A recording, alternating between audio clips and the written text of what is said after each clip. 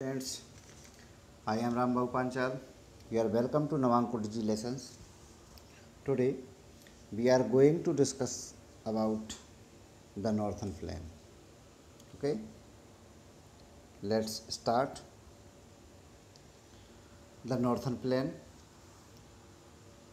India में जितने भी फिजिकल फीचर्स हैं उसमें फर्स्ट है हमारा the Himalaya mountains, second the northern plains, third the peninsular plateau, fourth the desert area, fifth the coastal regions और coastal area, and last and sixth the Indian islands. इसमें अभी हमारा सेकंड टॉपिक चल रहा है जो नॉर्थर्न प्लेन से के ऊपर हम डिस्कस करने वाले हैं। इसके प्रीवियस वीडियो में हमने द हिमालयस माउंटेन रीजन्स के ऊपर डिस्कस कर लिया है ना। तो हम नॉर्थर्न प्लेन्स की यदि जनरली लोकेशंस देखें तो इसके नेम में इंडिकेट हो रहा है कि नॉर्थ साइड में स्टेबल है ना, मतलब नॉर्थ साइड में। अब नॉर्थ में कहाँ पर, तो नॉर्थ में हमारा हिमालय माउंटेन है, तो उससे लगा हुआ ही जो प्लेन एरियाज है वहाँ पर ये सिचुएटेड है।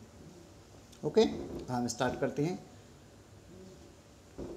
The northern plain has been formed by the interplay of the three major river systems, namely the Indus, the Ganga and the Brahmaputra, along with their tributaries.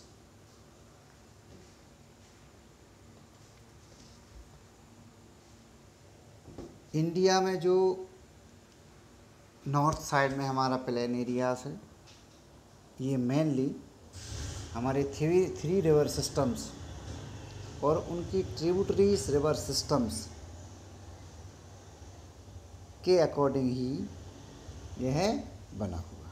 Okay, this plains is formed of alluvial soil और यहाँ पर mainly alluvial soil पाई जाती है। The depositions of alluvial in a vast basin lying at the foothills of the Himalayas over millions of year form this fertile plain. Himalaya mountain से निकलने वाली reverse अपने साथ बहुत सारा रॉ मटेरियल लाती हैं और वो कई मिलियन ईयर्स से ये प्रोसेस चल रही है, जिसके कारण एक बहुत बड़ा ह्यूज जो प्लेन्स एरिया है वो वहाँ पर क्रिएट हो गया है। इसको हम नॉर्थर्न प्लेन एरियाज के नेम से जानते हैं।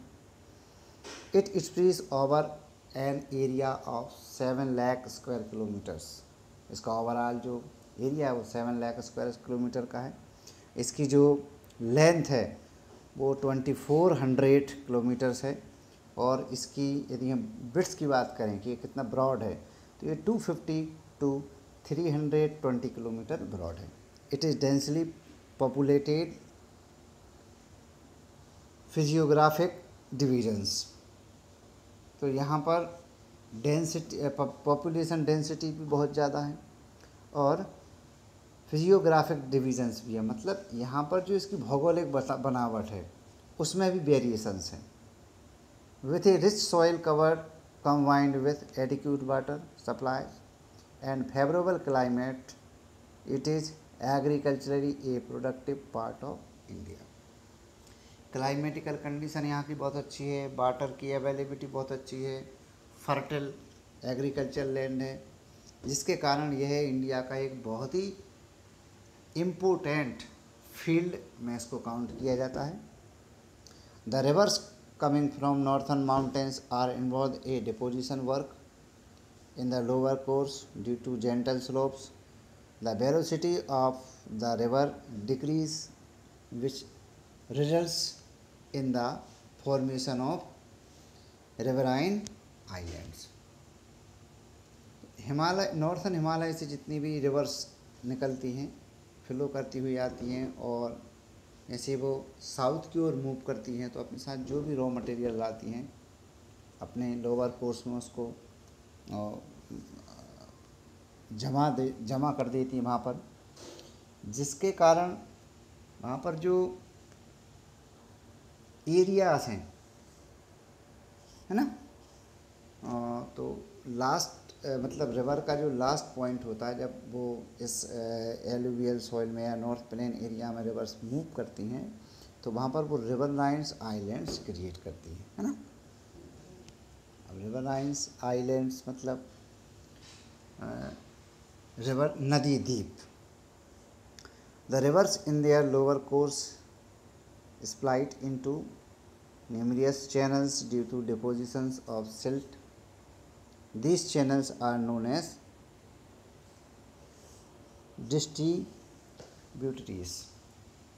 और रिवर्स के जो लोअर कोर्स हैं वहाँ पर भी बहुत सारी रिवर्स जो मेनली रिवर्स आपकी जो हिमालय से निकलने वाली है ना, गंगा, सिंधु एंड ब्रह्मपुत्र की जो ट्रिब्यूटरीज हैं, जब वो इस फील्ड में फ्लो करती हैं तो लास्ट में जहाँ उसका फ्लो होता नहीं है, इसमें स्लोप नहीं होता, तो वहाँ पर इसको इन चैनल्स को हम क्या डिस्ट्रीब्यूटरीज या वितरिकाएँ बोलते हैं ना। Northern plain is broadly divided into 3 sections.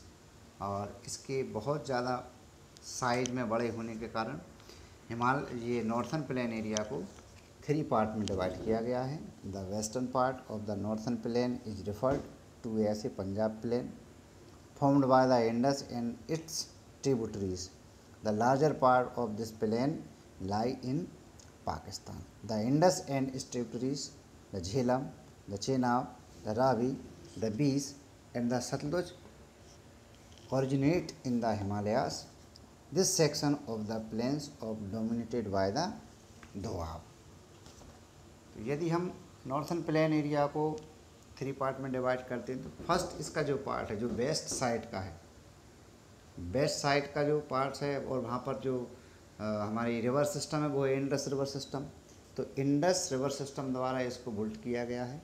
Main river है इंडस रिवर और उसकी ट्रिब्यूटरीज आपकी कौन कौन सी, झेलम, सतलुज, बीस, ओके। और इसका पर्टिकुलर यदि हम एरिया देखें तो पंजाब हरियाणा का फील्ड तो है ही, लेकिन इसका बहुत बड़ा एक एरिया पंजाब में है ना। और वहाँ पर उस एरिया को दोआब के नेम से इसको जानते हैं। सेकंड हमारा आता है सेंट्रल एरिया, और सेंट्रल में गंगा रिवर्स फ्लो करती है। The Ganga plain extend between Ghaggar and Teesta rivers. It is spread over the state of north India, Haryana, Delhi, UP, Bihar, partly Jharkhand and west Bengal to its east, particularly in Assam lies in Brahmaputra plain. यदि हम central की बात करें तो central में full आपका यूपी कंट्री आ जाए, UP state है, बिहार है, हरियाणा है ना, दिल्ली, ये इसका एरिया है। इसके बाद जो हमारा थर्ड नंबर का जो नॉर्थन प्लेन एरिया है वो आपका हो जाएगा ईस्टर्न साइड का। तो ईस्टर्न साइड में यदि हम स्टेट की बात करें तो आपका आसाम स्टेट इसके अंतर्गत ही आता है। The northern plains are generally described as flat and with no variation in its relief. It is not true। ऐसा कहा जाता है कि नॉर्थन प्लेन एरिया जो है वो बिल्कुल एकदम फ्लैट है, लेकिन 100% ये श्योर नहीं है कि वो है, मतलब उसमें कहीं ना कहीं ऐसे वेरिएशंस हैं कि उसके ये फीचर्स हैं ना, रिलीफ फीचर्स में एकदम फ्लैट नहीं है, okay. It is not true. This vast plain also have diverse relief features. इसमें भी अभी मतलब इसका जो भौतिक बनावट है वो ऊंची नीची है। According to the variations in relief features the northern plain can be divided into 4 regions. और इसकी ऊंची नीची बनावट होने के कारण या फिजिकल रिलीफ फीचर्स के अकॉर्डिंग इसको 4 पार्ट में डिवाइड किया गया है।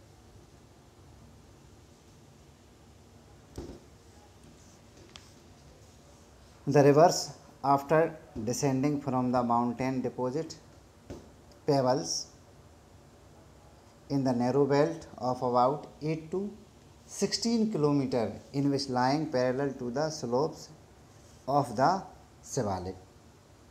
It is known as Bhabar. All the streams disappear in the Bhabar belt.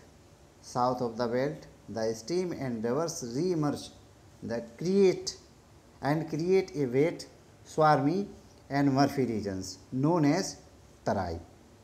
तो हिमालय रीजन से जो भी हमारी जितनी भी रिवर्स फ्लो करती हैं वो हिमालय रीजन के बाद से जो हमारा नॉर्थन प्लेन एरिया लगता है, तो वहाँ लगभग शिवालिक रेंज से लेकर और 8 से 16 किलोमीटर तक का जो एरिया है वो आपका भावर रीजन कहलाता है।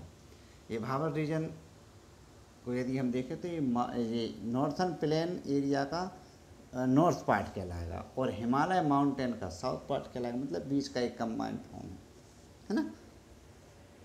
तो वहाँ पर क्या होती हैं कि नदियाँ इसमें मूव कर जाती हैं, मर्ज हो जाती हैं, लुप्त हो जाती हैं, और इसके बाद जहाँ पर ये ओपन होती हैं तो उस एरिया को तराई के नाम से जाना जाता है। ठीक है, तो भाबर और तराई में डिफरेंट क्लियर हुआ। भाबर में क्या होती है कि हिमालय माउंटेन से जो रिवर्स वहाँ से फ्लो करती हैं वो इसमें मर्ज हो जाती हैं, लुप्त हो जाती हैं, और इसकी जो लेंथ है ना वो लगभग 8 से लेकर 16 किलोमीटर के लगभग है, और तराई में जाकर वो रीओपन हो जाती हैं और फिर नॉर्थन प्लेन एरिया में वो फ्लो करने लगती हैं। This was a thickly forested region full of wild life, और जहाँ पर ये तराई एरिया होता है वहाँ पर क्या है, फॉरेस्ट एरिया डेवलपमेंट हो जाता है, वाइल्ड लाइफ भी वहाँ पर अवेलेबल हो जाती है ना, मतलब जहाँ पर जंगल रहेंगे वहाँ पर आपके जंगली जानवर रहेंगे। The forests have been clear to create agriculture land and to settle migrates from Pakistan after partition. Locate Dudhwa national park in this region. तो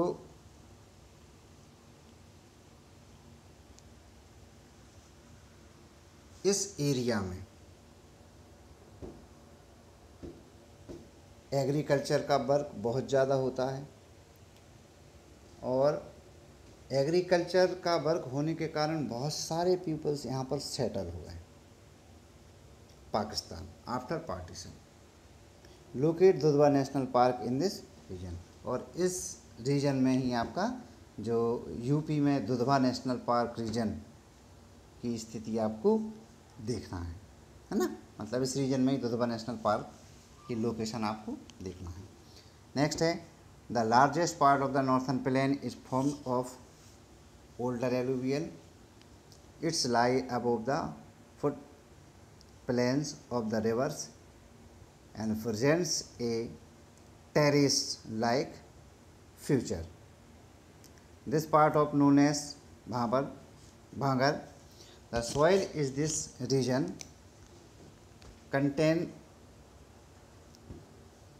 calcareous deposits locally known as